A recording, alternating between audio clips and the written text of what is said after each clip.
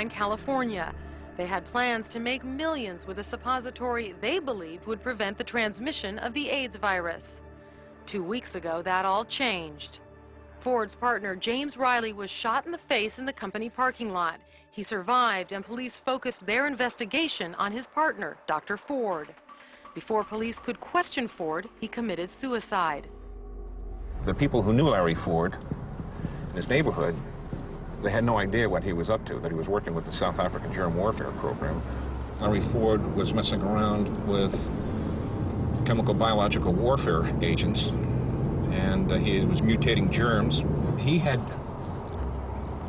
perfected these germs and mutated them to the point that they had absolutely no known antidotes. No known antidotes. They're in the house, there are cops going in there. What do you do? Fitzpatrick dialed the police to warn them. We checked the home, we found some 20 to 30 of these baby food jar-sized containers. We found a half-liter bottle, and we removed these substances. We've sent them to a laboratory. They're still being tested. We still don't know what they are. So what was Larry Ford up to? And on whose behalf was he working? Larry was a wonderful fellow, mad as a hatter. He used to rock up in South Africa, having flown intercontinental flights with a trousers pocket full of goodies in sealed vials that he claimed were new and wonderful organisms and could do the most wonderful things on Earth. Larry Ford had mutated cholera, typhoid, anthrax, botulism, bubonic plague, and had also come up with germs that he called kaffir-killing germs. Kaffir, as you may know, in Afrikaans, is the equivalent of the N-word. So these were germs that were specifically engineered to kill only black people. In other words, an ethnic biological weapon. Had Project Coast really gone this far? From the beginning, this idea of can we find a way to control the size of the black population was considered one of the most important areas of research.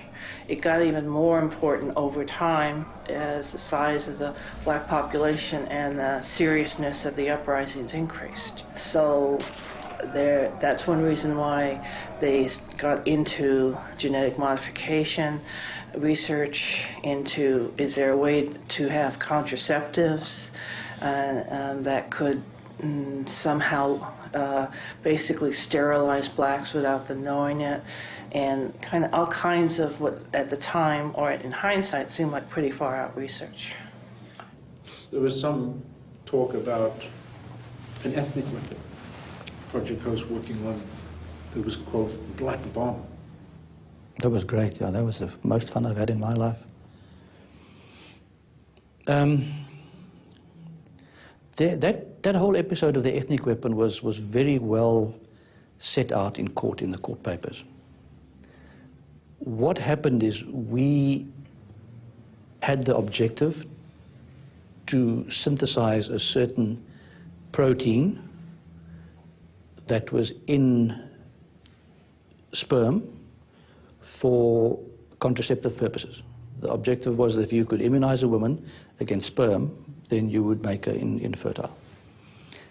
We were asked to do this by another country who had a